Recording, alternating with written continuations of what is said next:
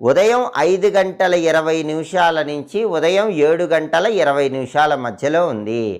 సింహలగ్నం ఉంది. సింహలగ్నాన్ని స్థిర లగ్నం అంటారు. కాబట్టి ఎవరైనా సరే ఈ సంవత్సరం వినాయకుడి పూజ వినాయక చవితి రోజు ఉదయం 5:20 నుంచి ఉదయం 7:20 మధ్యలో చేసుకోండి. అంటే ఈ టైం ఉన్నప్పుడు దీపం పెట్టుకొని పూజ ప్రారంభించుకోవాలి.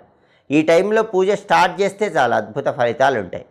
అయితే అంత పొద్దున్నే పూజ చేసుకోవటం వీలు కాని వాళ్ళు ఏం చేయాలంటే మళ్ళీ స్థిర లగ్నం ఎన్నింటికి ఉందంటే ఉదయం 11:35 ఉంది. కాబట్టి ఉదయం 5:20 నుంచి 7:20 మధ్యలో పూజ చేసుకోవటం వీలు కాని వాళ్ళు మళ్ళీ ఉదయం 11:35 స్థిర లగ్నం వృశ్చిక లగ్నం వస్తుంది. కాబట్టి ఉదయం 11:35 నుంచి ఉదయం 11:50 మధ్యలో ఎప్పుడైనా పూజ ప్రారంభించుకోండి. దీపం పెట్టుకొని పూజ స్టార్ట్ చేసుకోండి. ఇలా